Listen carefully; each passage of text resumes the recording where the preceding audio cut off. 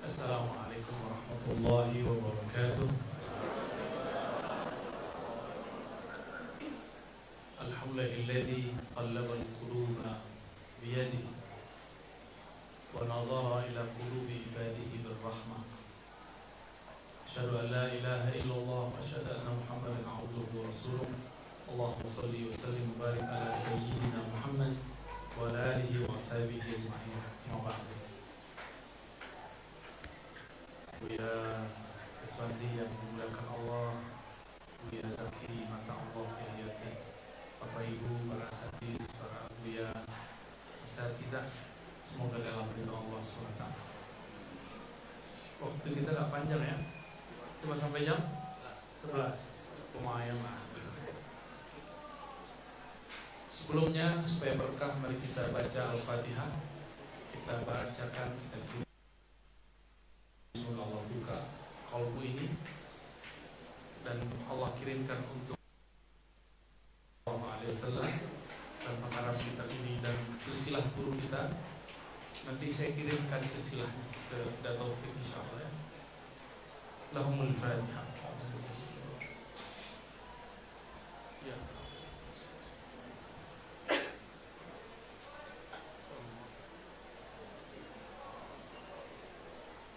Karena min ajli anna al-kutub dakhmun kabir, lakinni labudda an akhtasirha fi muddatin yasira, fa aqulu lakum alaykum bil mujallad al-thalith fima yata'allaq bi syarhi ajaibil qalb. Ya. Lain ngerti kan ini muka kameramennya bingung ya. Mungkin ba'd al-ashya ana ashrahha bil arabiyyah likay tata'awwaduna likay tata'awwadu ala sama'il lugha al-arabiyyah insyaallah. Baik. Bismillahirrahmanirrahim. Jadi yang kita baca bab jilid ketiga tentang syarah Ajaibil Qalb. Yang bawa kitab silakan. Tapi sebelumnya kami sampaikan kitab ini dicetak oleh banyak orang. Ada yang cetaknya sopan, beradab, ada yang tidak beradab. Salah satu yang tidak beradab nih kitabnya. Nih, Darut Taqwa apa Darut Syaruf. Ya. Dulu kitab itu sengaja dikawinkan dengan satu kitab kecil yang taruh di bawah. Judulnya Hamlul Asfar. Ya.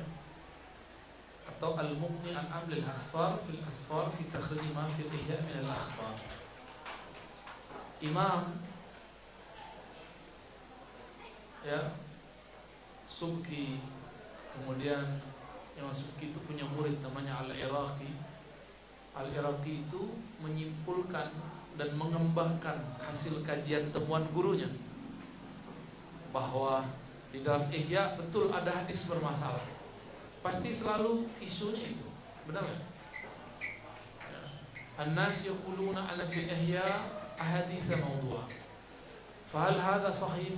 Na'am sahih, lakinnahu qalil. Jadi hadis-hadis Ihya, hadis Ihya itu ada sekitar aqrab ila 5,000. Jadi hampir 5,000-an.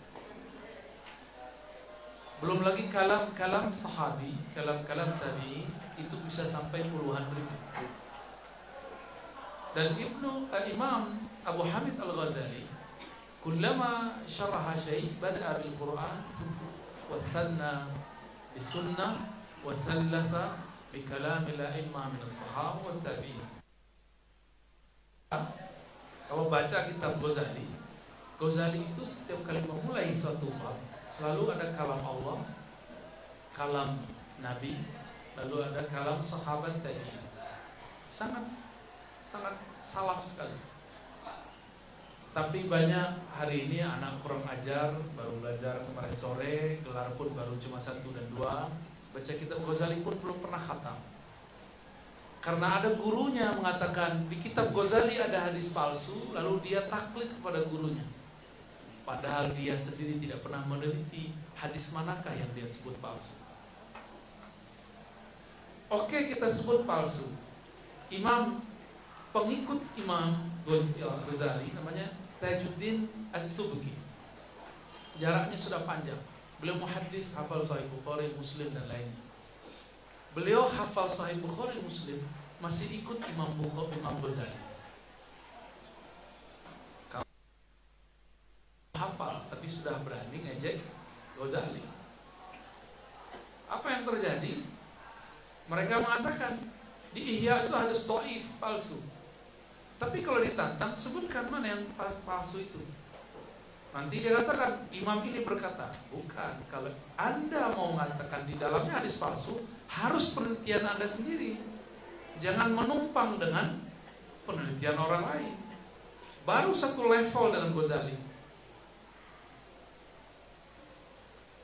Imam Ghazali itu di masa kecilnya belajar hadis. Lalu beliau sibuk dengan ilmu usul, dan di masa tuanya kembali belajar hadis. Wa mata wal Sahih Bukhari ala sadri. Beliau meninggal wafat, Sahih Bukhari ada di dadanya. Dahsyat gitu. Tapi dituduh kitabnya menyebutkan hadis palsu. Tadi kami mengatakan takriban sekitar 5.000-an hadis yang dinukil oleh Imam Syekh Said Mamduh menghitungnya 4.800-an. Guru Ustaz Zaki di Mesir ya. Ketemu Ustaz? Oh ya, tidak ketemu. Mungkin murid-murid beliau ya. Mungkin waktu di sana beliau sedang ada konflik karena beliau ini ahli hadis, akidahnya sama dengan Al-Azhar tapi konflik dengan kawannya di Al-Azhar. Itu biasa, buya-buya itu konflik itu biasa. Tapi di belakang saling mendoakan. Syekh Said Mamduh, tapi kalau saya hitungnya 5.000-an. Anggaplah 5.000, oke? Imam Subki mengatakan ada 300 hadis la aslalah. 300. Apa arti la aslalahu? Tidak ada sumbernya, berarti palsu. Paham? Oke. Kemudian diteliti oleh Al-Iraqi, jumlahnya sama. 300-an la aslalahu. Tinggal diam. Belakangan guru dari Syekh Abdul Somad Al-Falimbani, orang Indonesia yang belajar di Mekah Madinah, belajar kepada Sayyid Murtada Az-Zabidi, pengarang kitab yang tadi disebut Buya Deswani, Ithaf Sadatil Muttaqin. Beliau itu termasuk awakhiru man luqiba bil hafiz, orang terakhir yang dilakopkan gelar hafiz. Kalau hafiz zaman now hafal 30 juz. Kalau zaman itu hafal 30 juz itu baru kempis, belum disebut hafiz, belum layak dulu ya. Kalau zaman ini cukup hafiz Google. Lalu Sayyid Murtada Az-Zabidi teliti ulang 300 riwayat itu. Tersisa sekitar 100-an yang belum beliau temukan sumbernya. Tapi Sayyid Murtada Az-Zabidi mulai curiga. Jangan-jangan Imam Al-Ghazali di abad ke-5 Hijriah menemukan atau membaca kitab hadis yang kitab hadis itu hari ini sudah tidak ada. Canggih atau tidak? Di zaman belum ada Google, beliau membaca kitab hadis itu ratusan. Ada yang sudah khatam Sahih Bukhari, Bapak Ibu. Yang mau kritik Bukhari, yang mau kritik Ghazali, cukup khatam Bukhari cukup. Antum silakan mau kritik. Nanti kita bisa adu argumentasi. Imam Ghazali itu berkali-kali hafal dan beliau mengkhatamkan Sahih Bukhari. Jadi Imam Ghazali itu kata Imam Zahabi, Zahabi ini murid Ibnu Taimiyah, murid Imam Salafiyah. Apa kata Imam Zahabi? Seandainya Ghazali fokus dari dulu dengan ilmu hadis, la sabaquna, la sabaqana, maka dia akan melewati semua imam ahli hadis di zaman kita. Imam Zahabi abad ke-7 dan 8, Imam Ghazali abad ke-4 dan 5. Ya, abad ke-5 lah pasnya, 400-an, wafat tahun 505. Yang ngomong siapa nih? Imam Az-Zahabi. Tapi beliau mengatakan di dalamnya ada hadis yang kami tidak temukan. Jadi Imam Zahabi pun tidak menemukan kitab yang dibaca oleh Imam Ghazali. Belakangan dikritisi lagi, diteliti kemudian oleh Syekh Yusuf Al-Qaradawi. Sering dengar ya?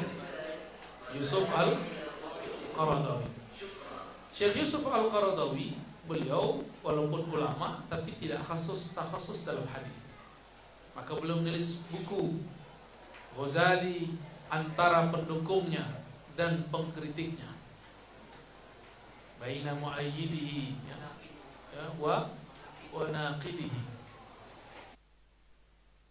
Buku kecil tapi Yusuf Al-Qaradawi berbicara, memuji dan mengkritisi. Ada yang dipujinya, ada yang dikritisi. Tapi Yusuf Al-Qaradawi belum masuk ke jantung masalah. Maka belakangan ada ulama muda, mungkin seumuran saya juga, namanya Syekh Anas As-Sufrawi, tinggal di Aleppo,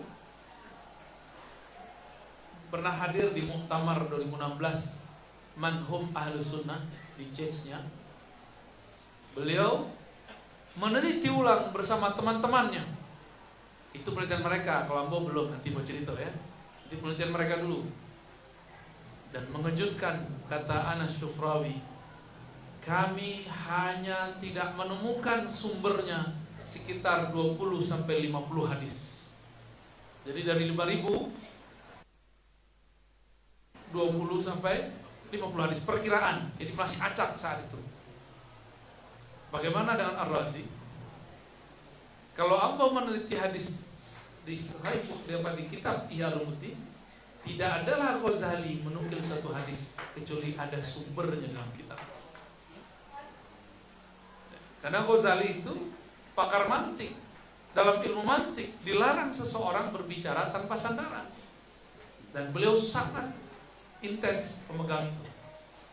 Akhirnya ketemulah pola-pola family kitab. Apa saja yang dibaca oleh Ghazali saat beliau menulis kitab. Beliau menulis kitab Ihya, itu ada kutubut tis'ah. Sahih Bukhari, Sahih Muslim, Sunan Abu Daud, Sunan Tirmizi, Sunan Nasa'i, Sunan Ibnu Majah, Muwatta Darimi, Sunan Ahmad, Sunan Al-Baihaqi. 9 nih, tis'ah. Tapi yang pokok itu 6. Sampai Sunan Ibnu Majah, dan kami khatam alhamdulillah. Ya. Dan itu terstruktur, ngajinya 4 tahun. Terstruktur. Tapi ada kitab yang lain, ada Mustadrak, ada Mustakhraj, itu banyak. Di luar itu ada namanya Ajza Al-Hadithiyah, yang tadi itu disebut dengan Ummahatul Kutub, kitab hadis induk. Lalu ada yang disebut dengan Al-Ajza Al-Hadithiyah, kitab-kitab hadis tematik.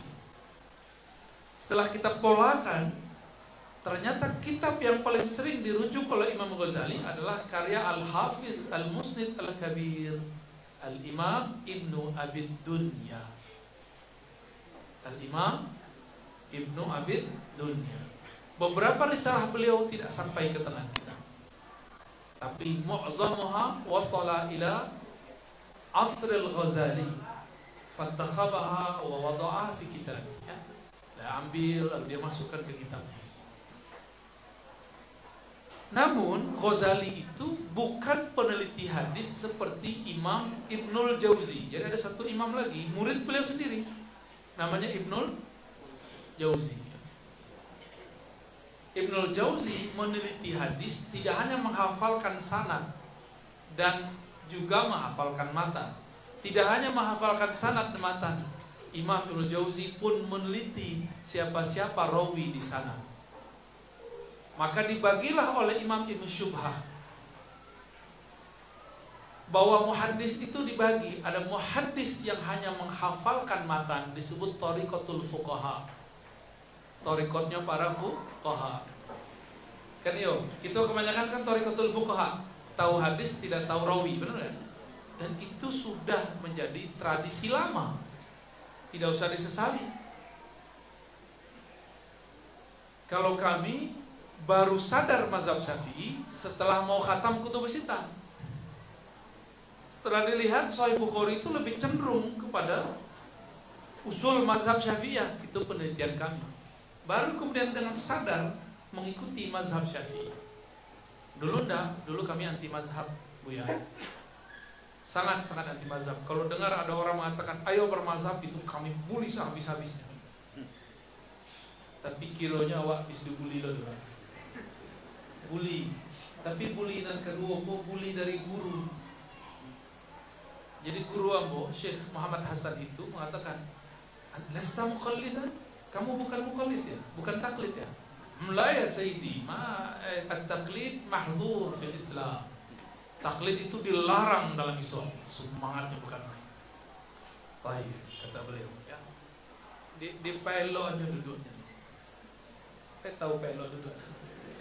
Yani yajlis mutawakkiran thumma yas'al. Ta'rif Sahih al-Bukhari? Fa aqulu na'am. Baik. Min aina arafta anna Sahih Bukhari sahih? Fa aqulu kitab maktub fi ghilafihi sahih, fa huwa sahih. Wa sahahahu al-Bukhari wa tashihu al-Bukhari sahih. Lakan ya dua kali. Senyumlah beliau. Baik. Jadi diterjemahkan dulu ya. Ya, kameramennya pusing. Jadi tuan guru Syekh Muhammad Hasan itu dulu sempat menghajar kami yang anti mazhab itu, anti taklid. Apa kata beliau? Kamu tidak taklid? Oh, tidak boleh dalam Islam taklid. Islam dinun hur, dinul aqli wal ra'yi. Betul lah kayak lain anak. Apa kata beliau? Taib, kamu tahu Sahih Bukhari? Oh tahu Syekh, itu makanan sehari-hari. Kelainan. Apa kata beliau? Dari mana engkau tahu hadis Sahih Bukhari itu sahih? Aja kami tertulis di covernya Sahih Bukhari, maka pasti itu sahih. Tambah senyum lah beliau. Nah, kemudian apapun yang disahihkan Bukhari itu sahih, karena Bukhari itu imam sahih. Beliau senyum lalu mengatakan, tahukah engkau, saya pun masih taklid kepada Bukhari. Maksudnya apa Syekh? Ente kan imam, ente kan Syekh. Jawab beliau, itu satu hadis dalam Sahih Bukhari, saya tidak pernah menelitinya. Ma bahastuhu abadan. Lakin alladhi sahahu imamul a'immah al-imam al-hafiz Muhammad bin Ismail al-Bukhari. Tapi yang mensahihkannya adalah imam ahli hadis, imam hafiz, amir mu'minin fil hadis. Karena beliau yang mensahihkan, aku percaya bahwa itu sahih. Itu namanya kawan taklid. Tapi taklid ke Imam Bukhari. Jadi beliau meruntuhkan ambo dengan bukan mengatakan ente jahil, bukan. Beliau cuma mengatakan ana muqallid. Saya pun masih taklid. Jangankan mazhab Syafi'i, untuk meneliti sebuah hadis pun saya masih ikut Imam Al-Bukhari. Padahal beliau ahli hadis. Beliau hafal kitab Al-Muwatta. Dua kepala, kalau dewa di luar mana? Pak kira-kira runtuh nak ambo ketika itu. Ya benar berubah. Kepala itu bentuk di batu. Habis kiranya digantinya dengan chip baru. Diganti oleh beliau dengan ilmu yang namanya ittiba wa taqlid. Jadi ada ittiba dan taklid. Maka kami punya ungkapannya dari Allah pasti. taklidnya orang ahlus sunnah yang bersanad itu adalah itibaknya orang awam yang baru hijrah. Ya, buya-buya kok tahu kitabnya, tahu dalilnya, tapi masih mengatakan taklid. Kawan-kawan kita baru hijrah 3 bulan lalu, tapi mengatakan apa? Tidak ada taklid dalam Islam. Ya, betul nggak? Sayang sekali para ustadz energi sudah habis di sekolah. Berbagi energilah, Buya, ustadz, ustazah, sebar energi keluar sekolah. Jadi ustadz jangan ditolak kalau ada jadwal undangan keluar. Ya, tapi jangan meninggalkan pulau kewajiban di ma'had. Perdebatan kita di pesantren itu biasa, tapi di luar itu luar biasa. Di pesantren ngomong Sayyidina nggak Sayyidina itu biasa, tapi di luar itu luar biasa. Di pesantren yasinan tidak yasinan biasa, tapi di luar itu luar biasa. Di pesantren kunut tidak masalah, tapi di luar itu masalah. Kami berharap para asatiz, para guru mohon kembali cerdaskan umat. Ya, tolong kembali turun ke lapangan. Ya. Jangan hanya di khayangan namanya madrasah dan ma'had. Makanya bu turun ke lapangan. Padahal kelaramu doktor seharusnya di mana? Di kampus. Gengsi loh Bapak Ibu, model koko. Gengsi serius. Kamu dibicarakan oleh kawan-kawan di kampus. Ar-Razi itu apa yang receh pun dicari. Nah, siapa yang cari receh? Masa cuma ngurus-ngurusin. Kalau semua orang seperti mereka, lalu kawan-kawan yang sedang minat belajar agama tapi tidak santri, dicuri oleh iblis berjubah Nabi. Paham maksudnya? Banyak ini iblis berjubah Nabi. Iblis itu selalu ngomong, ana khairu minhu, kita lebih baik. Ya? Selalu menyalahkan orang. Bahkan iblis itu menyalahkan Allah. Dalam riwayat-riwayat Israiliyat yang sahih, iblis itu mengatakan, ya Allah, aku ini kan ciptaan Engkau. Aku tidak menyembah Adam, itu kan Engkau juga yang menghendaki. Kurang aja anak. Karena kurang ajurin. Betul nak? Sudah salah menyalahkan Allah. Hah? Betul, sahih. Kitab Al-Minhaj kayak Imam Syahrastani. Ya. Betul itu. Diambil dari riwayat Israiliyat yang sahih. Itu terjadi. Jadi iblis itu suka menyalahkan, bahkan Allah pun disalahkan. Maka awal kata beliau, awal pertama kali salah menyalahkan kedurhakaan itu dilakukan oleh iblis kepada Allah Subhanahu wa taala.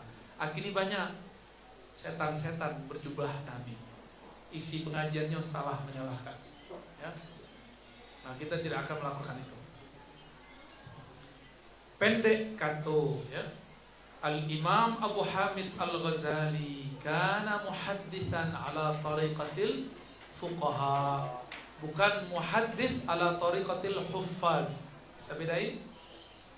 Jadi dulu yang disebut hafiz, huffaz itu hafal sanad, hafal matan, terus mengerti persoalan di matannya dan di sanadnya. Itu disebut al-hafiz al-mujtahid. Tapi kalau cuma hafal sanad dan matan cukup hafiz. Jika hanya hafal matan, biasanya seorang faqih. Ahli hadis pun belajar ke ahli fikih untuk memahami suatu matan. Namun ahli fikih zaman itu bertanya ke ahli hadis. Itulah kalam Imam Ghazali, bidha'ati fil hadis muzjah. Dalam kitab Qanunut Ta'wil beliau mengatakan bidha'ati fil hadis muzjah. Apa artinya? Bidha'ati, ya, kemampuanku, perbendaraanku untuk meneliti hadis. Hadis yang dimaksud beliau ilmu mengenai mensahihkan dan mendhaifkan. Muzjah, sangat minim. Karena beliau baru tobat, umurnya sudah tua. Untuk meneliti kembali hadis, umur sudah tidak sanggup. Dulu meneliti hadis tidak cukup di perpus, gak bisa pakai Google, pakai aplikasi. Dulu harus datang ke pindah negeri, pindah ustadz, pindah syekh.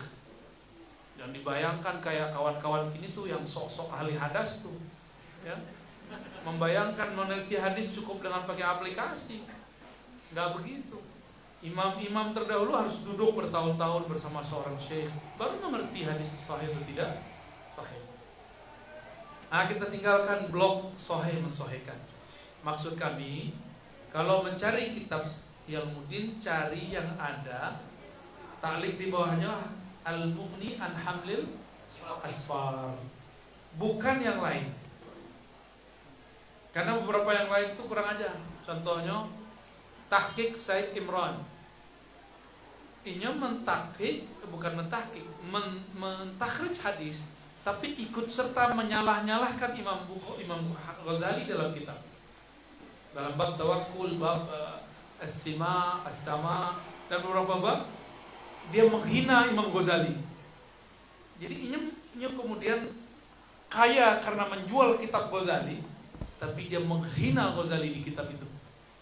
Itu di bagian ininya, ya, hamisnya.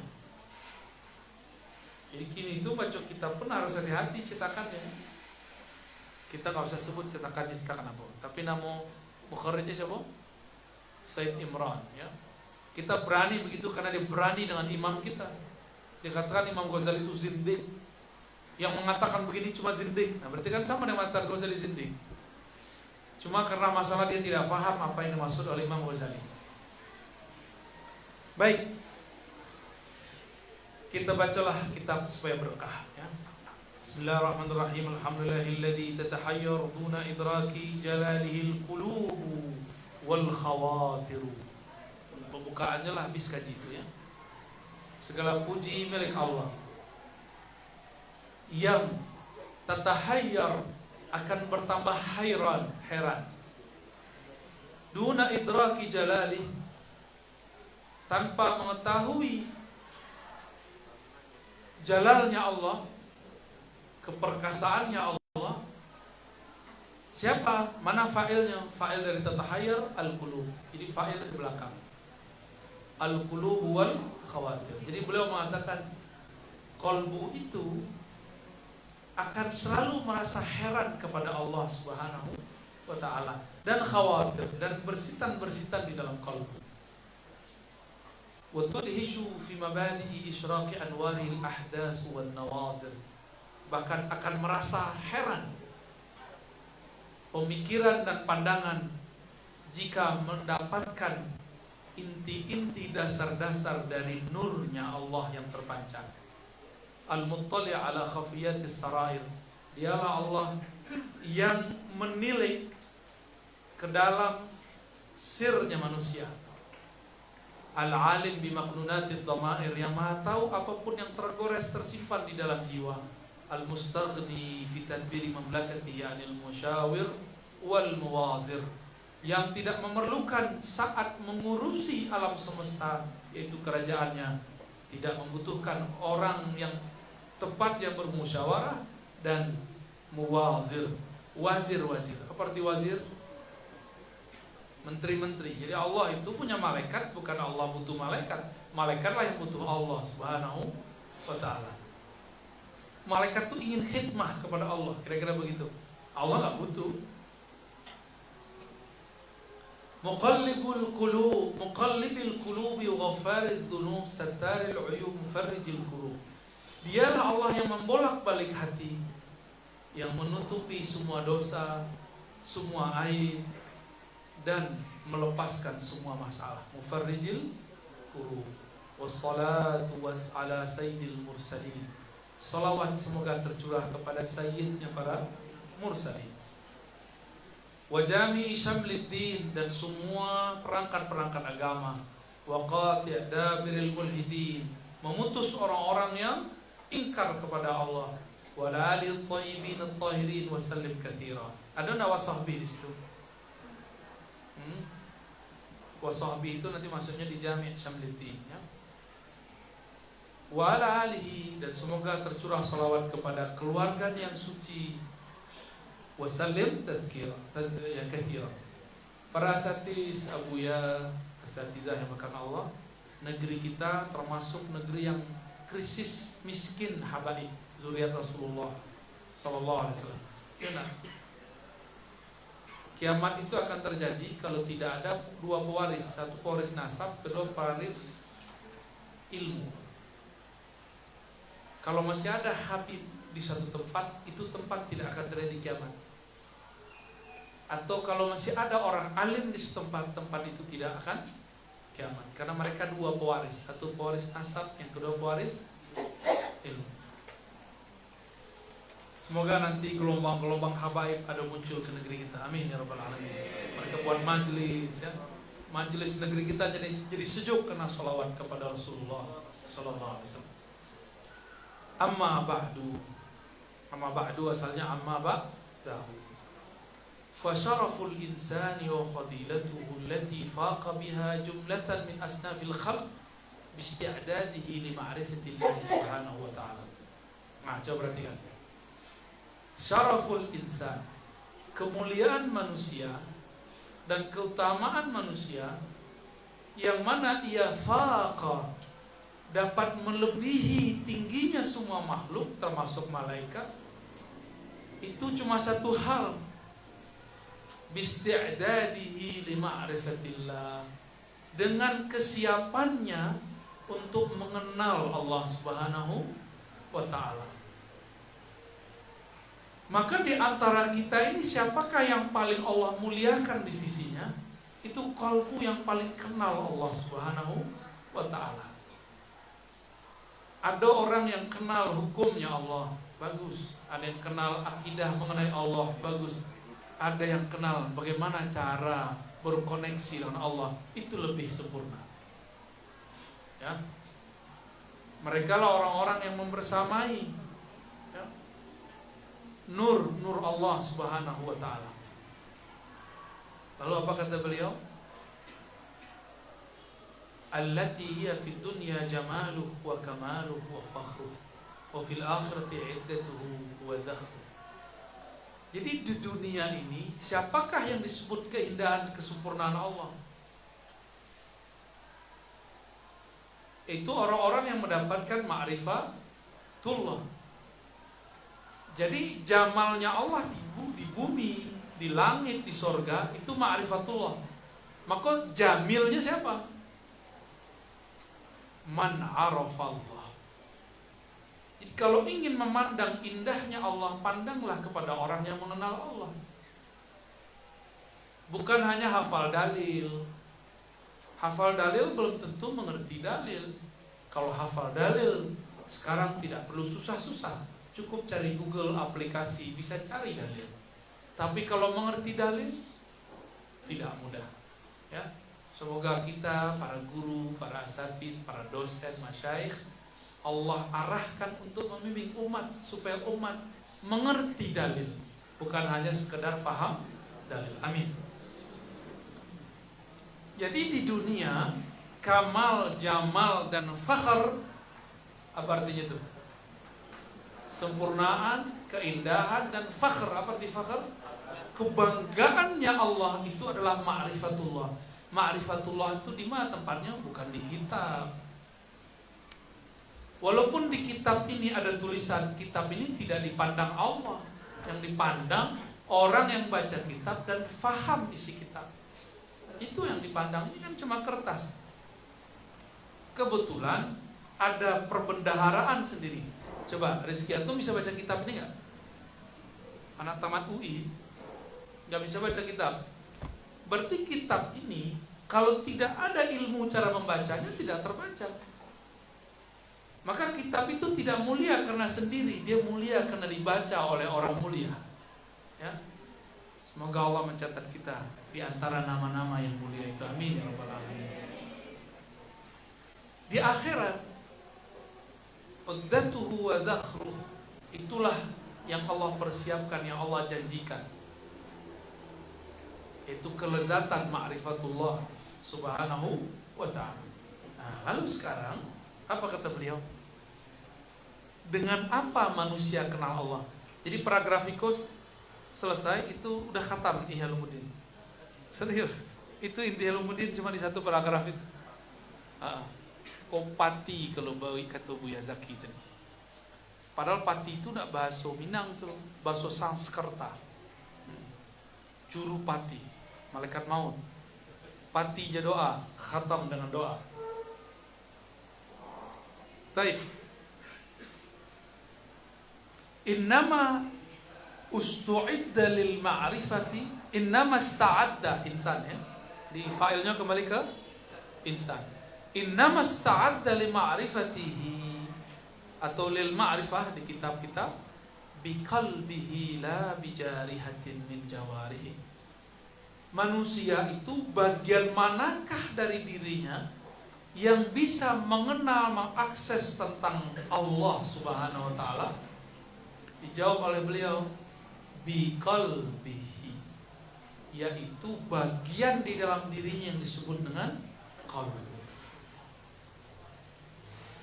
Tuh, kalau mulai itu kan, kalau mulai serius beliau tuh. Ya. Jauh para asatis pun serius. La bijarihatin min jawarihi, bukan dengan mata fisikmu, bukan dengan telinga fisikmu, bukan dengan otak fisikmu, bukan dengan gelar-gelar akademismu, bukan dengan hafalan-hafalanmu. Hafalan itu fisik bukan? Hafalan itu fisik. Maka mohon maaf kami berulang-ulang katakan, kita senang jika ada orang hafal Quran, tapi kita lebih senang jika dia mengerti isi Al-Quran. Jadi kita nggak akan terpedaya kalau orang cuma tahfiz. Karena pembunuh Sayyidina Ali juga tahfiz, tapi dia tidak mengerti apa yang dia hafal. Kalau kolbu, kalaupun dia tidak hafal dalil, tapi kolbunya mengenal siapa yang disebutkan dalam dalil. Dalil itu nama, contohnya Buya Deswandi, misalnya gitu, itu nama, itu dalil. Peganglah tulisan itu, sudah megang orangnya belum? Coba, ambo pegang belum? Maaf ya. Itulah memegang yang punya nama belum? Madlul namanya. Ada dalil, ada madlul. Dalil dihafal, madlul dikenal. Dalil dihafal, madlul dikenal. Tuh rumus-rumus tuh, tolong masuk ke dalam rumusan kita. Ya. Yang penting hafal dalil atau mengenal yang didalilkan. Ya. Orang Parabe kalau jalan-jalan ke Bukit Tinggi, kalau nak perlu pakai GPS nak, kan? Tapi kami perlu pakai GPS, perlu pakai dalil. Kalau orang Parabe lah setiap hari jalan-jalan ke Bukit Tinggi, dalil itu sudah ada dalam dirinya. Si madlulnya sudah kenal, walaupun dia tidak tahu, tidak kenal dengan mbak Google, mbak GPS. Belok kiri, 100 meter lagi, belok kanan. Nak perlunya tuh, ya. Bahkan ketika ada orang bawa alat canggih, jalan, ada orang Parabe, orang Bukit Tinggi, jalan di Bukit Tinggi lebih cepat sampai yang tidak pakai alat canggih. Itulah orang yang kenal madlul. Pilih, hanya kenal dalil atau juga kenal madlul. Kini ilmu yang sedang dikembang oleh banyak orang itu ilmu dalil. Makanya pertanyaannya, mana dalilnya? Ya, betul nggak? Maka nanti Buya harus ada khataman kitab-kitab hadis di situ. Lalu ada bahsul masail diniyah. Kalau di NU kan bahsul masail, kita tambahan addi itu belain kan. Nanti modelnya bukan model NU.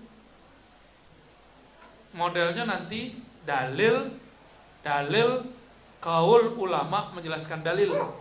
Kalau di bahsul masail NU, kitab baru dalil. Nah, itu mengkerucutnya beda. Sebab untuk Minangkabau modelnya dalil dulu, baru penjelasan ulama. Kalau kalangan pesantren, kota-kota santri di Jawa, itu mereka menganggap kitab-kitab itu kan penjelasan terhadap dalil. Jadi dia dalil juga. Cuma orang awam dalil itu cuma Alkitab dan sunnah. Ya sudah, kita ikutin nanti model-modelnya ya. Jadi kita harus ngalah para asatis. Kalau ada orang debat, nggak usah angku khatam dah ujurumnya, nggak begitu cara debat. Itu namanya membuli. Boleh sesekali kalau udah kepepet, ya. Ya. Kalau ada orang kemudian menghantam kitab kita, tinggal baca kitab. Oke, ya sudah, kamu baca aja kitabnya. Pasti kabur. Ya, tidak kabar aja, pasti lewat tuh. Cuma kini zamannya bukan begitu. Zamannya mana dalilnya? Itu kan kitab ulama. Saya butuh dalil. Padahal Sahih Bukhari itu kitab ulama ayo. Al-Quran itu diriwayatkan ulama bukan? Maka mushaf itu produk ulama. Quran itu dari Allah, mushaf dari ulama. Itu beda tuh. Maka beda mushaf, beda warna, beda susunan. Tanda mushaf bukan dari Allah, tapi Qurannya dari dua hal yang berbeda. Mushaf itu peradaban, tapi Quran adalah kalam Allah Subhanahu wa ta'ala.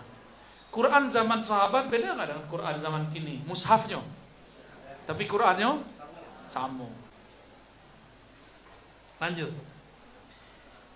Kaidah berikut, fal qalbu huwal alimu billah. Itu kaidah. Qalbu itu dialah yang mengenal Allah. Dialah yang alim kepada Allah.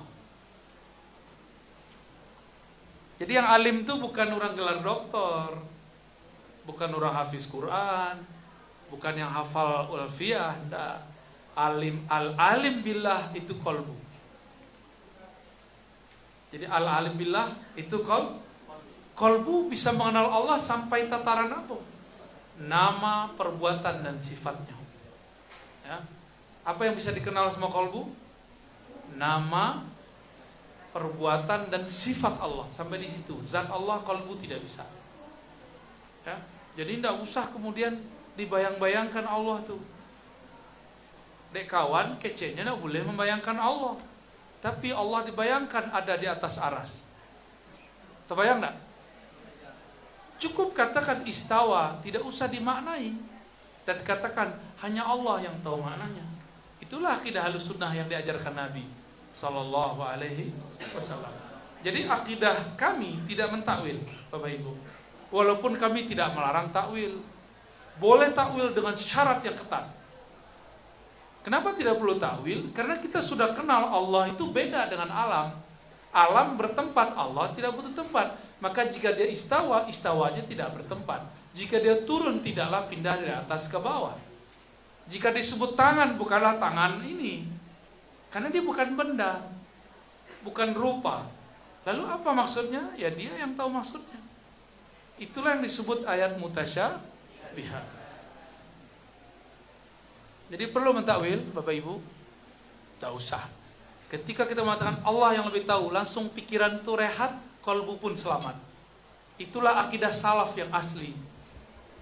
Ya, kalau dekawan kan enggak. Ya, Allah benar-benar di atas. Ya, turun, betul-betul turun dari atas ke bawah. Terbayangkan enggak? Pasti terbayangkan nanti, membayang-bayangkan sesuatu dalam pikiran. Cukup katakan nuzul, turun, tapi tidak usah bayangkan. Kan susah itu. Ya. Baik. Wa huwal mutaqarrib ila Allah. Jadi yang mendekat ke Allah itu kepala yang sering sujud atau qalbu yang merasakan sujud? Qalbu. Al-amil lillah, yang beramal karena Allah. Jadi yang beramal itu bukan jasad sebenarnya, tapi qalbu. Karena masih ada hukum jasadiah, maka qalbu harus mengekspresikan bagaimana cara dia hormat. Kecuali tubuh sudah tidak ada, maka tidak perlu lagi sujud dengan kepala, cukup sujud dengan qalbu. Ambo misalnya hormat ke beliau, secara hukum qalbu cukup, tidak usah pakai salam-salaman. Tapi secara hukum jasadiah bertemu ya salaman. Hukum apa? Jasadiah, hukum zahir. Secara batin tidak usah. Kawan tuh kadang-kadangnya kebatinan, tidak usah salam-salaman. Ya, kadangnya anti kebatinan. Antinya ilmu tasawuf. Wa wasa'i ilallah. Jadi ketika ada di Quran, apa ayat di Quran? Surat Zariyat. Fafirru ilallah.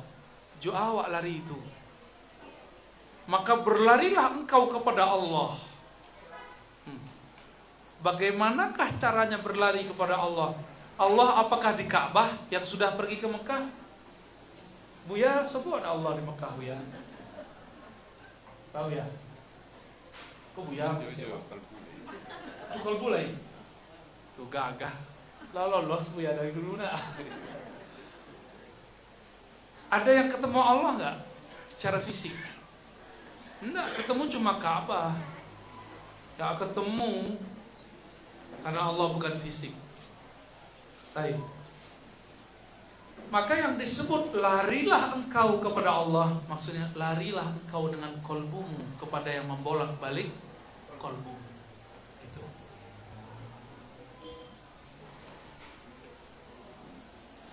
Wa huwal mukasyaf bima indallahi wa ladaihi. Bukan mukasyif ya, mukasyaf. Dialah yang dibukakan apa-apa yang di sisi Allah, bukan mukasyif. Mukasyaf, ya. Kolbu itulah yang disingkapkan oleh Allah. Bernama kasyaf.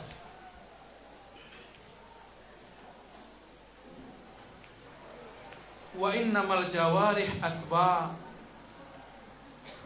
wa khuddam, ya.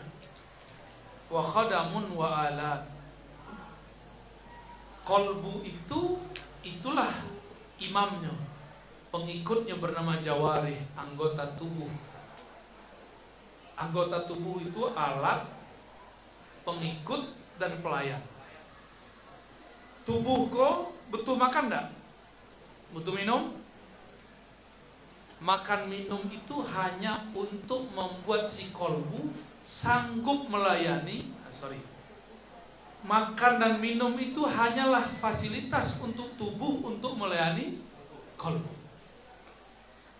Kalau tubuh ini mau berkhidmah kepada dalam kolbu, kolbu itu butuh makan enggak? Sebagaimana tubuh butuh makan.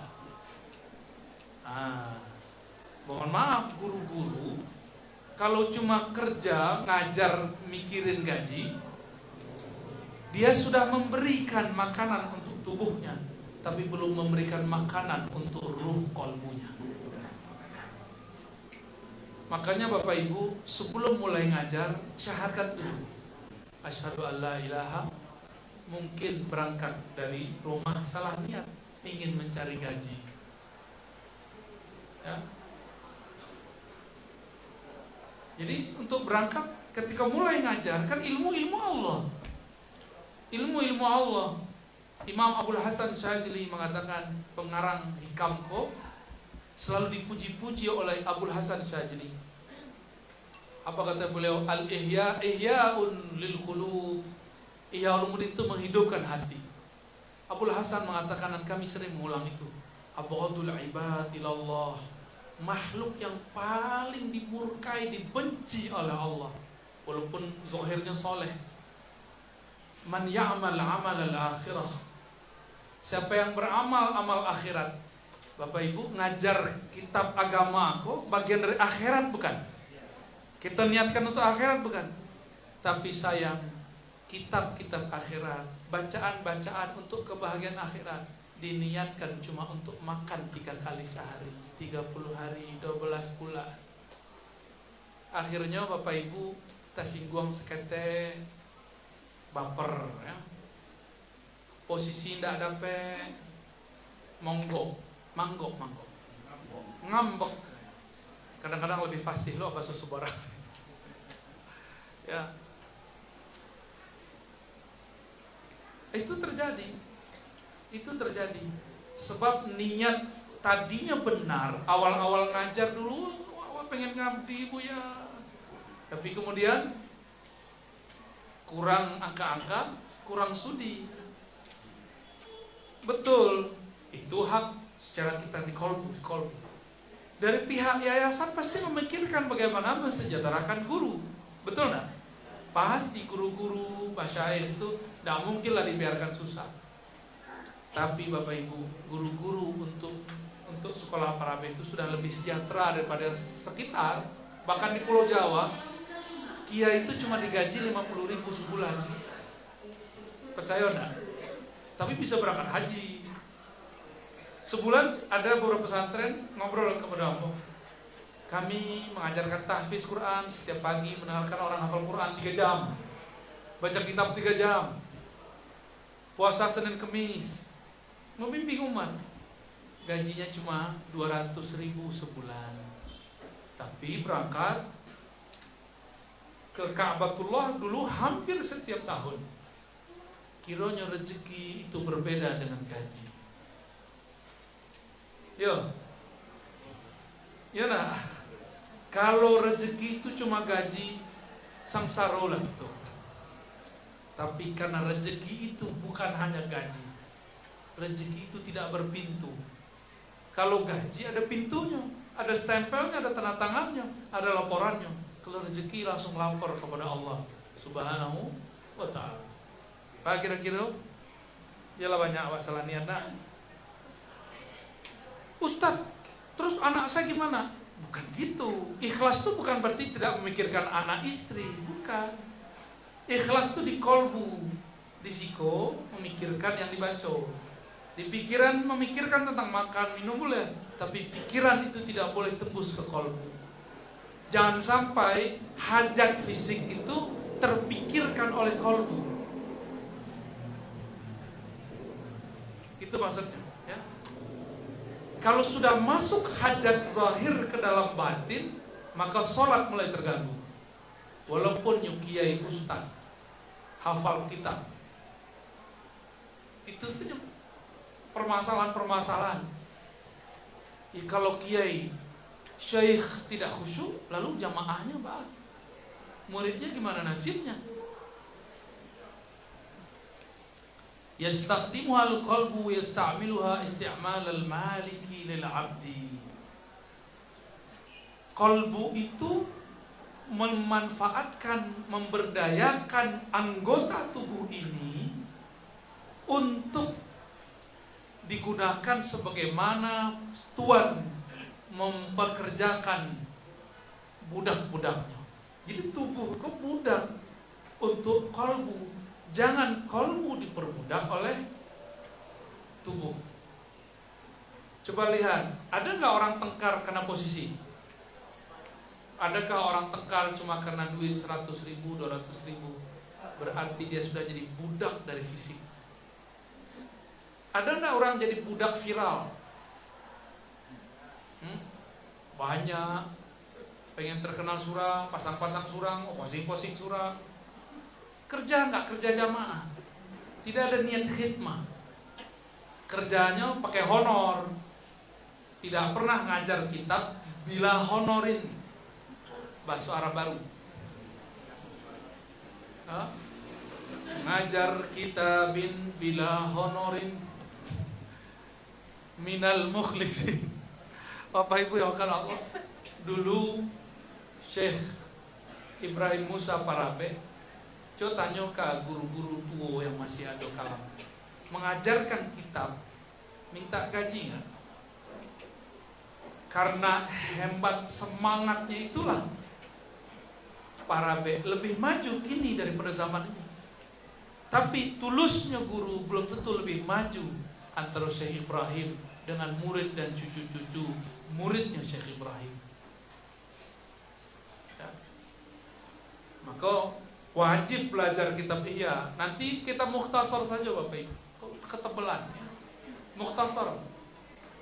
Jadi next kalau ambo pulang lagi, insyaallah nanti cari kitab mukhtasar, beli ya. Banyak di toko-toko itu. Online saja banyak. Syaratnya satu Bu ya, harus ada kitab. Minimal cek baduo.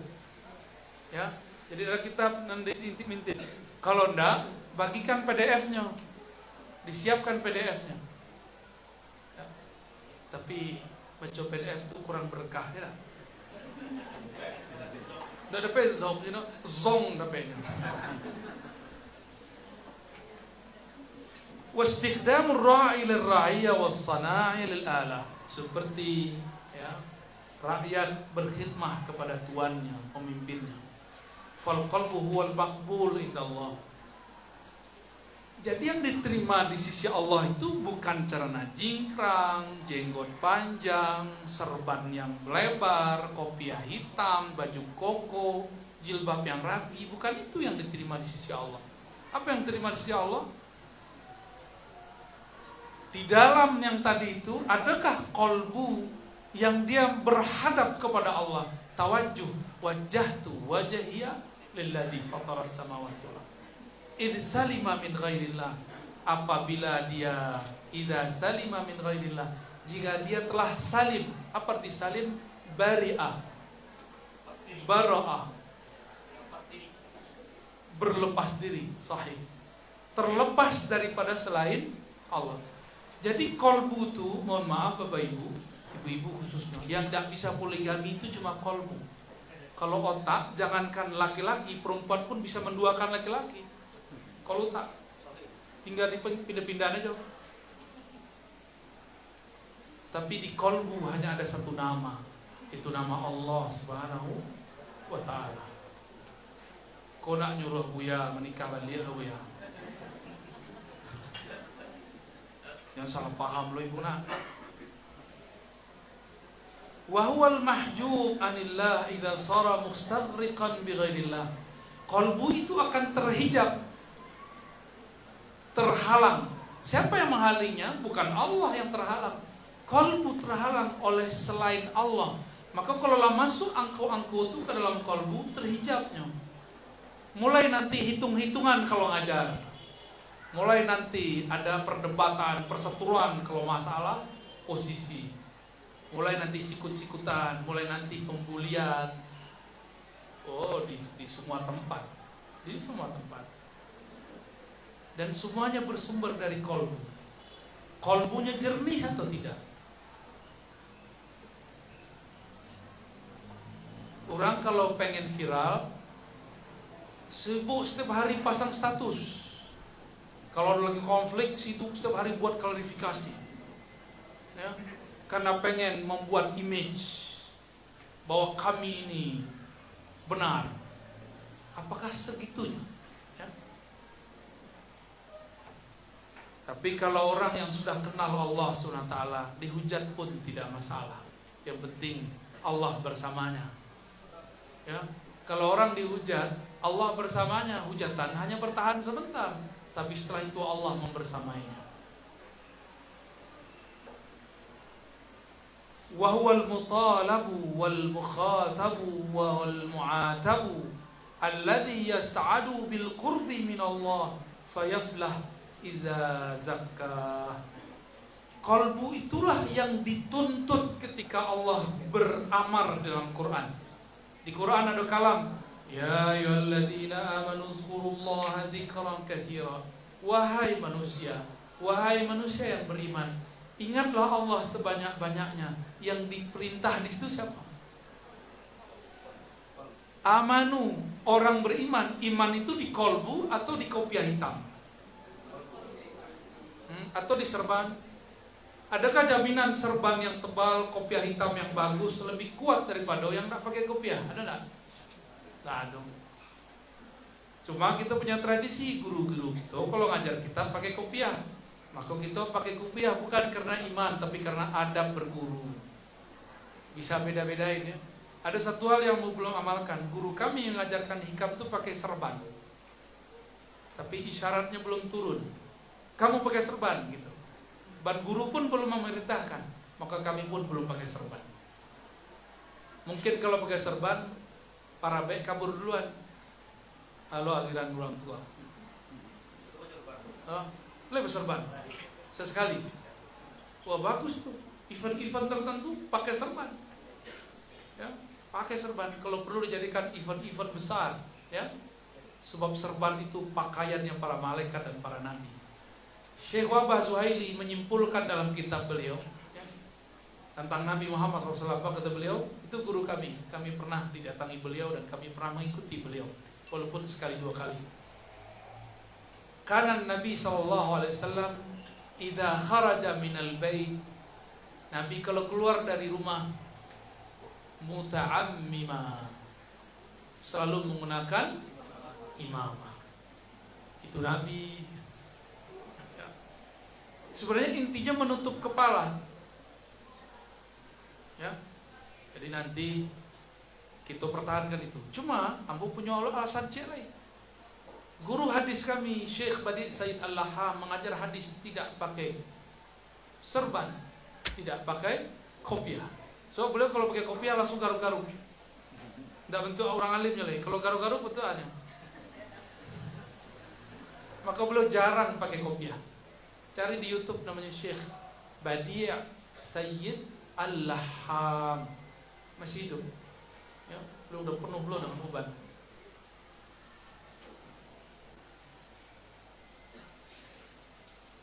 Jam 11:30 mau tanya jawab, Bu ya? Boleh? Hah? Jadi yang berbahagia dengan qurb, alladzi yas'ad bil qurbi minallah, itulah qalbu. Yang dicela itulah qalbu. Apabila qalbu dekat kepada Allah, yuflih, maka dia jadi bahagia. Idza zakka, apabila dia dibersihkan. Walladzi yakhibu yashqa idza dalasahu wa dasah. Qalbu itulah yang gelisah ketika dia kotor. Bapak Ibu, kalau kita menyimpan kesal kepada seseorang, itu langsung ada noda di kalbu. Gelisah enggak? Pasti gelisah. Jadi orang yang paling bahagia itu orang yang tidak ada kebencian di kalbunya, walaupun dia dibenci semua orang. Maka mulai detik ini Bapak Ibu, coba buang kebencian ke siapapun. Jadi ambo jangan salah paham Bapak Ibu. Kami tidak pernah benci Salafi. Kami tidak pernah benci kelompok manapun. Di dalam diri yang ada hanyalah rahmah, sayang, cinta kepada semua makhluk. Tapi polemik boleh ya, enak. Memang kalau orang sayang nggak boleh bertengkar. Saudara-saudara tengkar nggak? Jadi ada satu makna yang jarang terpikir sama orang. Innamal mu'minuna ikhwah. Sesungguhnya yang dianggap bersaudara itu cuma orang beriman. Kalau kita bersaudara, anak-anak kita bersaudara, tengkar nggak? Tapi tengkarnya saudara, islah nggak? Islah.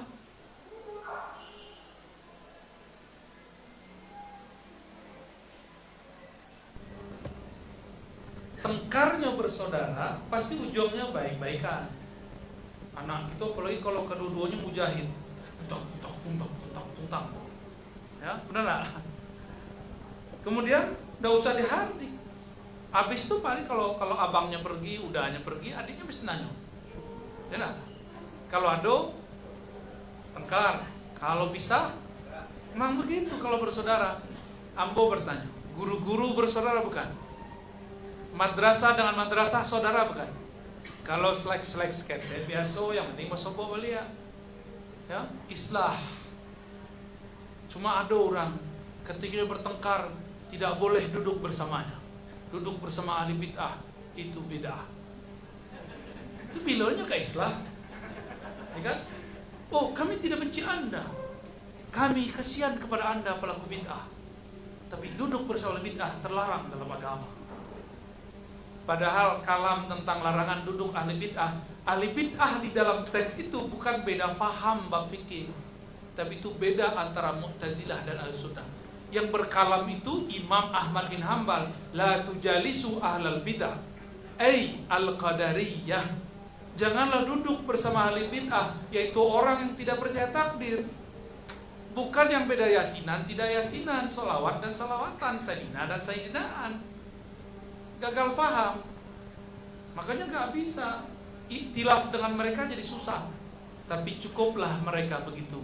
Kami harap guru-guru, para asatidz yang datang saat ini adalah saudara yang disebut di dalam Al-Quran itu. Kalaupun kemudian tengkar, ya salaman selesai.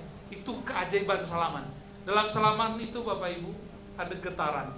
Kalau orang kini nyebutnya getaran elektromagnetik. Kalau kita gak butuh istilah begituan. Kalau kita menyebutkan getaran hub, getaran cinta. Ada orang bertengkar, pasnya salaman hilang ketengkaran. Ada preman baru tobat di jemaah tabligh, ambo mengisi di masjid itu, diminta oleh jemaah tabligh. Salah fahamlah kawan, ditaskilnya Buya. Padahal adab jemaah tabligh tidak boleh mendakwahi Buya. Apalagi Buyanya ngajar kitab di pesantren. Kami diceramahi di kawan tuh. Oh aja pakai bahasa Arab. Berangnya angka kadang-kadang sok alim. Lah, yang alim siapa? Yang sok siapa? Tangannya sudah mengepal. Ketika tangannya mengepal sama salami, alah tuh bang, selesai. Malahnya mundur. Tangan yang tadi keras melembut. Malu sendiri. Itu terjadi. Apa kata kami? Mohon maaf bang, lagi jos. Ya kita maklumi lah ya. Wa huwa alladhi yakhib wa yashqa idza dadasahu wa dasah. Wa huwa al-muti'u bil haqiqah lillah. Kalbu itulah yang disebut taat pada hakikatnya. Maka jangan sibuk dengan penampilan zahir. Zahir itu cukup tutup aurat sesuai dengan model yang ada, pakai. Perbedaan pakaian itu tidak akan mempengaruhi isi kalbu. Coba sebayang Buya pakai serban Jokopiah putih. Langsung sama atau beda? Tambah khusyuk atau tambah khusut? Nah, pakai serban merasa diperhatikan orang nggak? Oh belum, jangan pakai serban. Kalau sholat cukup pas event. Sholat itu kita hanya merasa dipandang Allah dengan pakaian yang dibawa. Baru itu pakaiannya sah dipakai. Nah coba lihat tuh ilmunya. Dan ilmunya hanya di kalbu. Oh masih panjang. Kita loncat ke baris ketiga. Wa idza arafa nafsahu faqad arafa rabbahu. Jika dia mengenal dirinya yang kalbu, di kalbunya ada penyakit atau tidak, di kalbunya ada noda atau tidak, barulah dia kenal kepada Allah yang membolak-balik kalbu. Ya. Maka apabila manusia jahil tidak mengenal kalbu, manusia tidak mengenal yang membolak-balik kalbu. Wa idza jahila nafsu faqad jahila rabbah, wa man jahila qalba faqad bighairihi ajhal. Kalau sudah tidak kenal Allah, tidak kenal diri, bagaimana mungkin dia mengenal selain dirinya? Maka banyaklah orang udah jadi tokoh ulama di luar sana, tapi kalbunya buta. Ada orang-orang jahat di sampingnya yang merusak akidah dan ideologinya tidak sadar, karena kalbunya sudah dia tidak kenali. Ya. Akhirnya kelompok-kelompok itu kemudian jadi masalah di tengah masyarakat. Nah, kira-kira itu Bapak Ibu, inti dari kalam tadi ada di man arafa nafs. Nah, kemudian ada kalam dua baris setelah itu, fa innallaha yaqulu bainal mar'i wa qalbi. Allah itu menghail, memberikan hijab antara seseorang dan kalbunya. Coba rasakan, kalau bosobo tukang pengemis di jalan, ada nggak yang berbisik, beri, kasih, itu kalbu tuh. Tapi si mar'i mengatakan simpan, beko miskin engkau. Simpan, orang tuh pembohong tuh, ya. Di rumahnya pitinya lah banyak.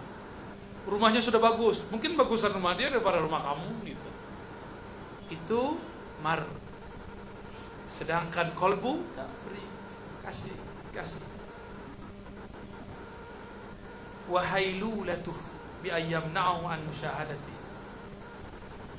Hail tadi, hailulahnya, pembatasnya itu adalah engkau terhalang menyaksikannya, mendengarkan bisik-bisikannya, mendengarkan ilham-ilham darinya.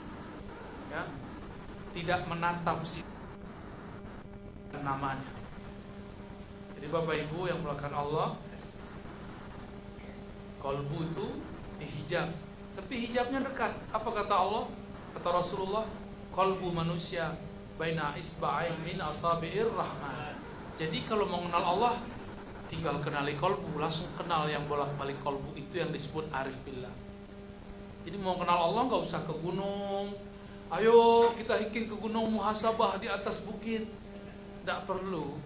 Silakan kalau hobi hiking sebutkan saja, ayo kita hobi hiking gitu. Gak usah dipoles-poles lah, di-Islami-Islamikan. Memandang alam lalu memandang di situ ada kekuasaan Allah itu sudah Islami. Tidak usah pakai muhasabah. Ya,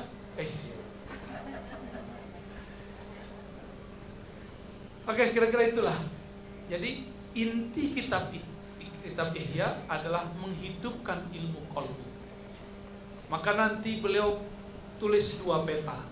Ada yang menghancurkan qalbu, ada yang menghidupkan qalbu. Yang menghancurkan qalbu sama dengan yang menghancurkan badan, penyakit. Kepala ada penyakit, badan ada penyakit, maka qalbu pun ada penyakitnya. Penyakit itu kalau datang ke dokter pertanyaannya apa? Nan makan buya, apa nan makan ustazah, ya kan? Jadi si dokter mendiagnosa, mencari penyebab. Ilmu itu ada pada Imam Ghazali. Maka beliau ketika ada orang sombong, beliau tanya, apa sebab sombong? Aku pemati kaji, penutup kajian Ihya. Setelah ini boleh baca sendiri, ya. Kalau ada hasad, kenapa dia hasad? Kalau dia iri, kenapa dia iri? Dari sebabnya, sebab itu dipelajari. Jika sebab dia sombong karena ilmunya, maka dia harus mengenali ilmunya ini dari Allah Subhanahu wa taala. Masih sombong kan? Kalau awak meminjam laptop kawan, handphone kawan, auto kawan, Ad-Darajah Al-Bukhariyah, sepeda motor, barang tu rancak. Apa kata orang? Wah, kayawan aku ya. Tapi itu punya kawan. Berani gak merasa bangga? Enggak, kita mengatakan, oh bukan punya saya, bukan milikku. Orang memuji, Buya, you wana alim mana Buya kau. Tersentuh kaminya. Baca wehnya. Lillahil hamd. Pujian itu milik Allah. Pulangkan ilmu kami itu bukan milik kami, tapi milik Allah. Sentuhan itu bukan sentuhan kami, tapi sentuhan dari Allah. Kira-kira begitu masih ada bangga nah? Kalau ada orang bangga sombongnya karena harta, tinggal dilihat apakah dia dapat harta karena direzekikan Allah atau karena dia cari sendiri. Pasti sehebat-hebat orang itu direzekikan Allah, ya. Dan seterusnya. Muko rancak. Apa bahasa orang Seko? Coga. Coga, ya betul ya. Sahih wala ghairu sahih. Muko rancak. Kan candang condong mato kanan. Kalau ugang bayi umbo rancak. Model orang Perancis. Menghibur diri ya.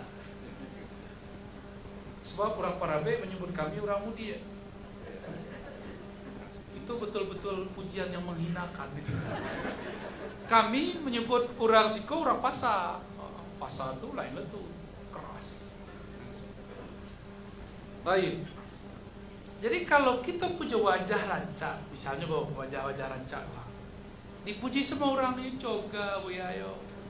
Rancak mana, cantik mana ustazah yo. Solehah, jilbab lebar, kalau bahasa awak panjang, bingung orang di luar, jilbab panjang, sepanjang tali baru, jilbab lebar bahasa Indonesianya, ya. Bah kira-kira siapa yang menyeting wajah? Awak punya anak, ustazah, ustaz punya anak kan sebagian besar. Kalau yang belum minta kepada Allah kawin dulu. Ketika kita punya anak, apakah kita yang melukis wajah anak, yang mengukir cantik si anak, gagah rancak si anak? Bukan ya? Siapa? Allah. Jadi kalau ada orang memuji wajah kita, pulangkan kepada. Cuma kan diskon 50% kalau masuk YouTube. Masuk YouTube tuh videonya dibaguskan, penerangannya 80%. Masuk ke Facebook foto, wajib di diskon tuh.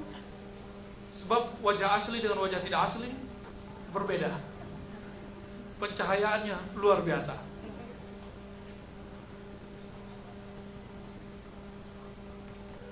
Nabi Isa diwahyukan oleh Allah, sampaikan kepada umat. Nanti orang kalau wafat mati, Allah bertanya, wahai manusia, engkau sibuk merapikan wajah fisikmu, yang mana wajah itu dapat menatap manusia dan manusia menatapmu. Kapankah engkau merapikan wajah kolbumu, yang mana engkau bisa menatapku dengannya dan aku menatap engkau kepadanya? Oh, malu luang menangis orang di dalam barzakh. Jadi kalau telinga kita diperdengarkan kepada Allah, itu banyak yang menjerit, tapi tidak sedikit yang menangis. Bahkan dia seorang yang beriman. Jadi orang beriman pun nanti nangis dalam kubur. Sibuk memedaki wajah, tapi kurang memedaki kolbu. Itulah inti Imam Ghazali. Ya. Bedak bisa tidak dipakai lalu? Harus dibersihkan. Sama. Beberapa perhiasan kolbu itu harus ditanggalkan. Kalau kita pulang ke rumah, jangan bawa nama ustaz tuh. Kalau kita pulang ke rumah, jangan dibawa gelar SAG, sarjana apa? Alam gaib. MA, LC. Kalau LC yang bawa ya, LC lulusan Ciputat. Kawan-kawan tuh nak percaya juga. Kalau LC itu banyak, ada di Medan, ada di Surabaya, ada di Jakarta, ada lulusan Canduang, ada Lipia.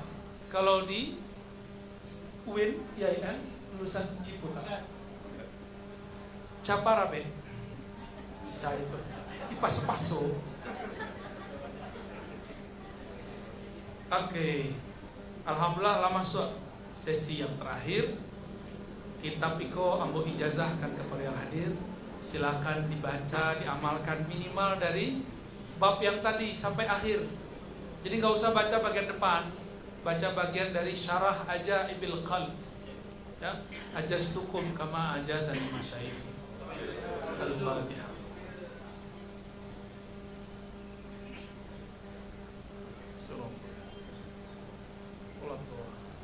Ya, silakan kalau ada yang mau disampaikan. Ya.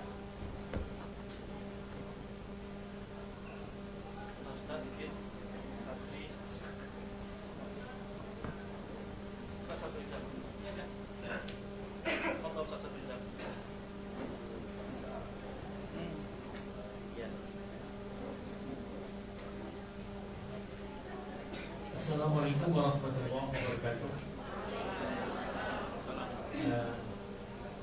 Ada beberapa pertanyaan Ustaz yang ingin saya tanyakan. Yang pertama, apakah Minhajul Abidin Imam Al-Ghazali itu adalah ringkasan dari Ihya? Artinya beliau menukil dari Ihya pokok Minhajul Abidin. Kedua, Muqassafatul Qulub juga apakah itu sebagai ringkasan dari Ihya? Yang selanjutnya saya dengar dari seorang dosen di UI bahwa kata Imam Al-Ghazali, kata Imam dia menukil, cuma beliau tidak menyebutkan referensinya. Kata beliau, Imam Al-Ghazali itu tidaklah menuliskan sebuah hadis di dalam kitab Ihya kecuali beliau tanya langsung kepada Nabi. Apakah betul itu? Artinya pendapat dosen UI itu membahas tentang Al-Ghazali yang menulis hadis, kata beliau, tidak ada satupun hadis dalam Ihya kecuali saya tanya langsung kepada Nabi. Benarkah ini hadis? Baik. Terima kasih. Assalamualaikum warahmatullahi wabarakatuh. Salam. Ya, langsung ya. Minhajul Abidin itu betul karya Ghazali, dan itu bukan bagian dari Ihya, itu pengantar menuju Ihya. Oke. Muqassafatul Qulub bukan karya Ghazali, tapi Ghazali yang lain. Sebab kitab itu menukil dari orang yang belum lahir. Ghazali wafat 505, menukil dari Subki abad ke-7 dan 8 Hijriah. Tapi tidak masalah, kitabnya bagus. Namun mamlu bil Israiliyat, dipenuhi Israiliyat. Dan Ghazali itu tidak hobi dengan Israiliyat. Dia cuma menukil seperlunya kalau Israiliyat. Beliau itu pembaca kitab hadis. Ya.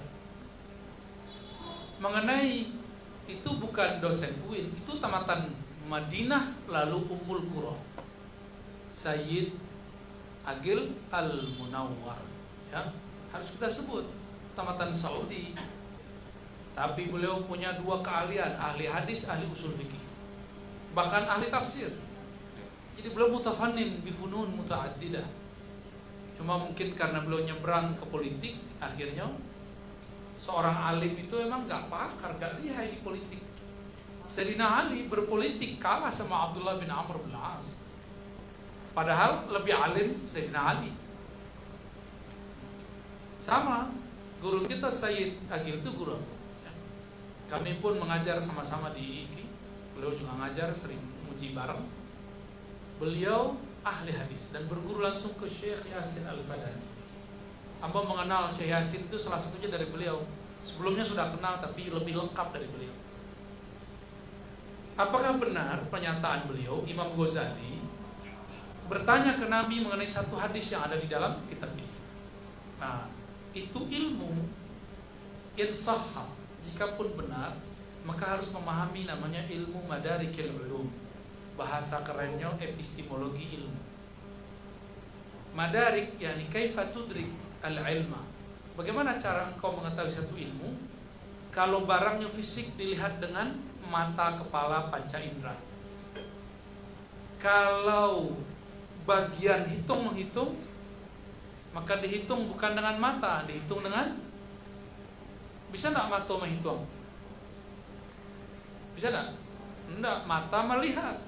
Yang menghitung akal. Akal tidak sanggup mencintai, dia cuma sanggup menerima, menolak, mengiyakan, musbit, munfi. Ya, musbit, mubtil. Jadi orang yang gaya hidupnya hidup dengan jadal, perjidalan, maka karakternya adalah karakter keras. Iya tidak, militer. Ya. Maka militer itu kalau semakin tinggi pangkatnya, semakin jarangnya kemudian mengatakan siap. Ya. Semakin tingginya jarang menyebut siap. Soalnya berpikir strategi. Bagian tertentu dalam dirinya sudah berbeda dengan perwira yang ke bawah. Akal tidak sanggup mencinta, akal tidak bisa membenci. Yang mencinta membenci adalah qalbu. Maka orang berakal itu kadang kurang ajar. Sebabnya tidak tahu ilmu qalbu, tidak bisa menghargai orang. Di kampus tuh ilmu akal. Mau di depan yang diuji kiai, kalau abo yang menguji, walaupun awak masih muda, itu mereka ketakutan juga. Abo menguji tesis, disertasi, yang diuji kiai. Umurnya kadang lebih tua dari kita, sekian tahun, bahkan seumuran ayah, seumuran guru. Tapi kan pakaiannya pakaian dokter. Dokter tuh gelar akal, bukan gelar kolbu. Bolehlah kita ngeceng-ngecengin sekitar kan. Ya, mana dalilnya? Cuma pakai bahasa kampus. Teks Anda ini, di mana Anda temukan datanya? Karena di buku saya tidak ada. Kan dikeluarin kitab itu. Itu cuma cek orang tuh baca kitab atau enggak. Tapi bagi sebagian orang itu adalah pembunuhan karakter. Nah, yang berani gitu akal. Kalau bunda, cek dosen, lah tuh keren-keren mana. Ibu awak, orang tuh lagi pengen DP gelar doktor. Akhirnya surut deh. Jadi kami pernah tidak meloloskan tesis S2. Dan itu pertama kalinya di kampus IIKI. Tapi kawanku sudah tasyakuran sebelum sidang. Di kampung sudah bergelar MA. Tapi plagiatnya 2 bab. Bukan cuma 2 halaman, 2 bab. Itu cuma copy paste. Bah kira-kira. Tidak kami loloskan. Tapi kemudian dia berjanji, saya siapkan Ustaz. Tapi tolong izinkan kami wisuda Ustaz. Sehari sebelum wisuda, ambo tanda tangan. Bil qalbi. Jadi turunkan dari kepala ke kalbu. Bapak Ibu lebih paham lah. Ada murid yang kita harus tanggapi dengan akal. Karena kita tugasnya menaikkan akalnya. Jangan bil qalbu sadonya. Bonga lah murid itu sedang. Allah tuh nabahannya bonga dong. Nah ya salah kelas, seharusnya 5 jadi 6 kan. Gitu Ustaz ya. Qalbu ada ruh. Ghazali itu sudah sampai di ujungnya qalbu, di awalnya ruh. Kalau sudah masuk ke alam ruh, maka tidak dibatasi oleh dinding, tidak dibatasi oleh kematian. Orang mati itu kan tubuhnya yang mati, ruhnya tidak mati. Qalbunya Ghazali bisa berkoneksi dengan qalbu Nabi. Ruhnya Imam Ghazali bisa berkoneksi dengan ruh Nabi, tapi badan sudah tidak. Karena badan Nabi sudah disimpan oleh Allah. Ya. Jadi epistemologi Bu ya. Contoh, ambo bisa nelpon Buya kan? Tapi ambo udah punya nomor Buya, nggak bisa. Dan cari nomornya dulu, isi pulsa dulu. Nomor ada, HP ada, tapi HP mati, tidak pernah becas. Pernah mengambil ilmu zikir kepada ulama, tapi tidak pernah diisi. Lain diisi, ada baterainya, tapi tidak ada pulsanya. Kalau nggak ada pulsa, ya udah ngemis sedikit lah, minta wifi ya. Supaya bisa menelpon lewat WA, Torikot alwe WhatsApp ya. Untuk mengkoneksi, Buya, betulkah itu hadis? Gitu. Itu sunnatullah, ayat-ayat Allah. Kalau di zaman dulu itu tidak mungkin terjadi, kini terjadi. Kenapa telepon kolbu tidak bisa? Bisa. Awalnya mau dikabari, kita daurah Al-Hamidiyah, Al-Husul Al-Hamidiyah. Gue pikir-pikir, mana orang tuh ngaji kitab tuh. Kan kitab tuh lah mau biar kaji lah. Kitab yang belum dikaji lah. Dalam hati tasawuf lah. Dalam hati bawa kalamnya Bu ya. Ya, kiranya Bu ya mengabari kepada Pak Firdaus ya. Ada flyer baru Bu ya, bahasa Mokah. Kalau orang baik umum nyebutnya bahasa Mokah, bahasa Arab. Tulisannya Ihya Ulu. Wah, girang kami langsung. Oh bagus. Alhamdulillah. Kadang-kadang pesan bongnya. Kadang wak telepon tapi nya tidak hidup. Nah, itu seringnya tuh. Sering terjadi. Kolbu murid itu tidak hidup. Kolbu kawan itu tidak hidup. Kolbu mungkin ikhwan di luar sana tidak hidup. Kita kirim doanya, tak bisa menanggapi. Tapi nya tahu hasilnya saja. Alhamdulillah. Al-arwah junudun mujannada. Ruh itu berbaris-baris walaupun terpisah oleh pulau. Ini bisa ngobrol satu sama lain. Yang penting kenal dulu ruh. Kalau model itu mungkin enggak Ghazali bertanya ke Nabi? Mungkin. Tapi secara ruh. Kalam yang tadi tidak berlaku secara ilmu hadis, itu berlaku di ilmu tasawuf. Kitab iko, kitab hadis atau kitab tasawuf, maka berlaku. Tapi di ilmu hadis tidak sah.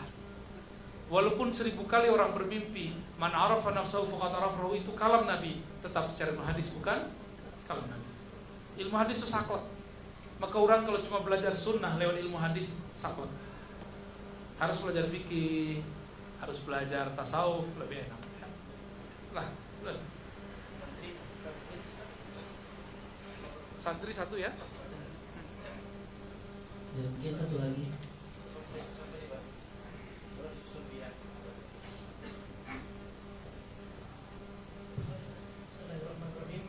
Terima kasih. Ada 3 pertanyaan untuk menghemat waktu. Pertama, di masyarakat ada keraguan mengenai pemahaman tentang salafun. Kami ingin minta penjelasan dari Buya mengenai makna salafi secara historis. Kemudian dikaitkan dengan Wahabi. Ya. Itu yang pertama. Yang kedua, mungkin kita juga lupa bahwa Imam Al-Ghazali juga ahli usul di kalangan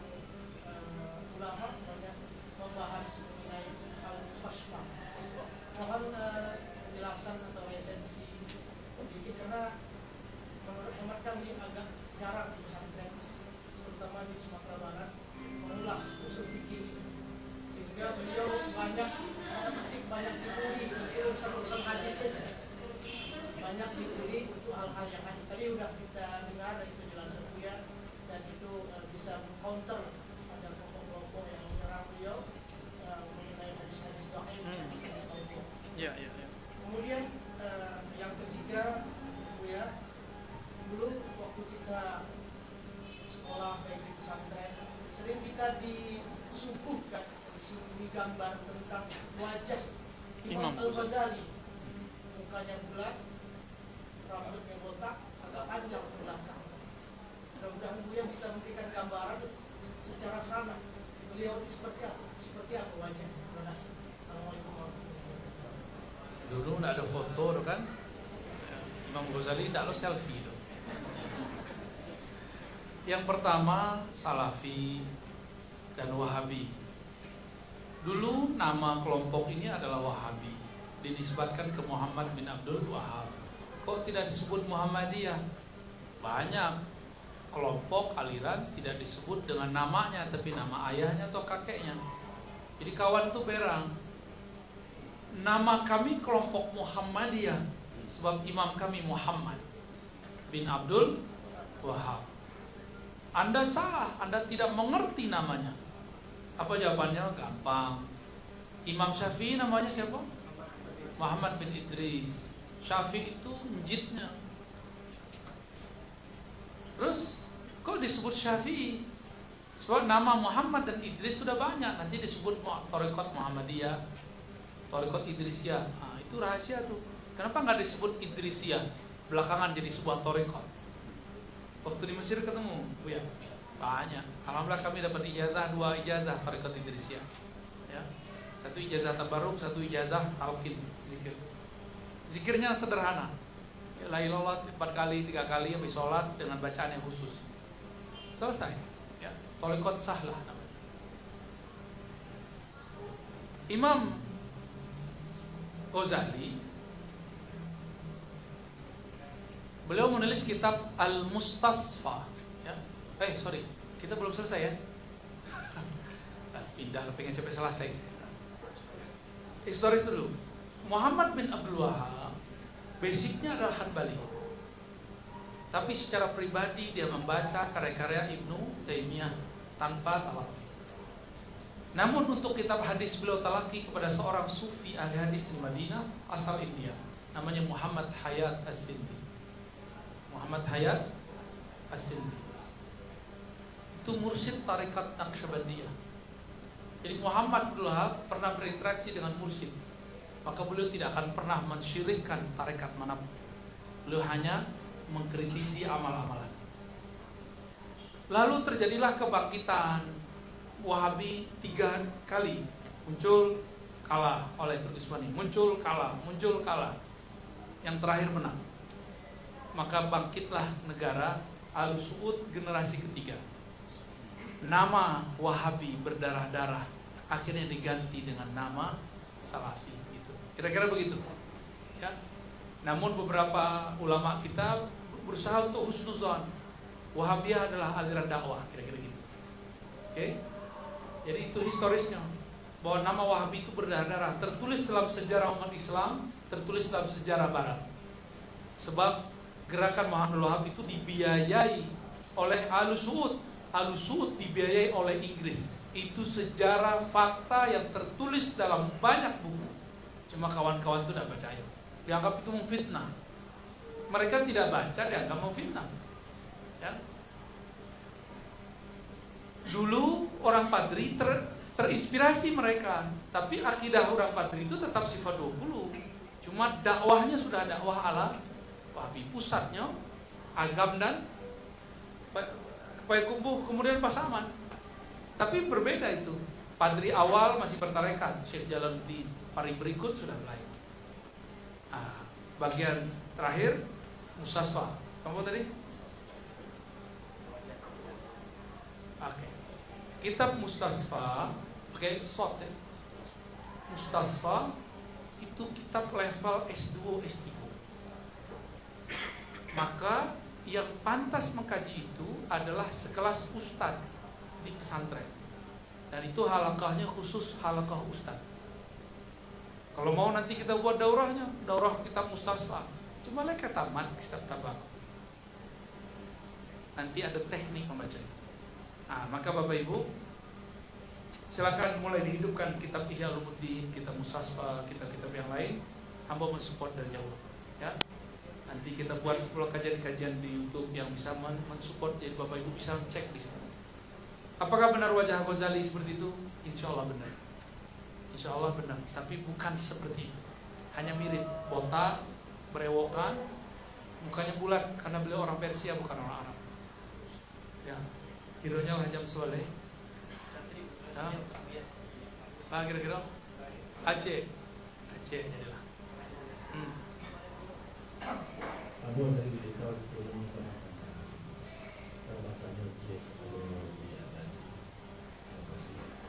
tadi kita sudah dengar penjelasan sekilas tentang sebagai macam fokus tapi di masyarakat kita juga ada mendengar kata-kata yang terkait dengan Ghazali, yaitu tarekat Ghazaliyah. Tarekat Ghazaliyah, oke. Yang saya ingin bertanya, apa hubungan tarekat Ghazaliyah dengan Imam Ghazali dan Oke. artinya apakah ini ada silsilah atau sama yang tersahih? Terima kasih. Baik. Terakhir ya, ambola di kode-kode jadi orang di luar. Tarekat Ghazaliyah itu ada tarekat yang menamakan dirinya Ghazaliyah, ada pengaruh Ghazali dalam semua tarekat. Tiada tarekat mu'tabarah kecuali dalamnya ada nur ilmu Ghazali. Dan yang paling berhubungan itu tarekat Naqsyabandiyah dan Qadiriyah serta Syaziliyah 3. Itu paling berhubungan kontan cash. Sebab Syekh Abdul Qadir Jilani punya guru bersambung ke Ghazali. Ya. Syazili mengajarkan kitab Ghazali. Di Naqsyabandi, silsilah zikir Naqsyabandi itu adalah gurunya Imam Ghazali, yaitu Abu Ali Al-Farmadi. Jadi bagi Abu Naqsyabandi itu Ghazali, Qadiri itu Ghazali, dan lain sebagainya. Ada bagaimana pandangan Buya tentang kemanusiaan bahwa belajar tasawuf di pagi hari sorenya jadi dungu? Apakah ada disuai dalam kitab Usul Salasa? Bagus. Jawab pendek saya. Yang pertama, kalam Imam Syafi'i. Di mana Imam Syafi'i berkalam? Diriwayatkan oleh Baihaqi. Siapa yang paling mengerti kalam Syafi'i? Imam Baihaqi. Apakah Imam Baihaqi memahami seperti itu? Tidak. Maksud kalam tadi, siapa yang menjadi sufi di pagi hari untuk malas belajar, lalu pakai pakaian sufi. Jadi namanya pura-pura sufi. Siap-siap di sore hari jadi dungu. Banyak ini, banyak. Tarekat lain, tasawuf tidak, itu banyak. Maka kami punya PR besar, para ustadz punya PR besar. Jangan salahkan tarekat, bimbing tarekat. Cari guru mursyid yang alim, ambil ilmu mereka, ketahui oh ini murninya tarekat, ini murninya tasawuf. Kita ikut mengembangkan bersama umat. Ya. Dan yang terakhir tentang benarkah ada hadis dhaif dalam Usul Salasah? Banyak, silakan dicari sendiri. Ya, banyak, dan itu bukti bahwa Muhammad Wahab juga sama kayak Ghazali, tidak menguasai ilmu tentang hadis sahih dan tidak sahih. Demikian dari kami Bapak Ibu. Mohon maaf agak tagulik seketet. Janji di banyak pulau badan cie. Ya. Semoga kajian kita diberkahi Allah. Yang hadir nanti dibariskan di belakang Imam Abu Hamid Al-Ghazali. Amin ya rabbal alamin. Al-Fatihah.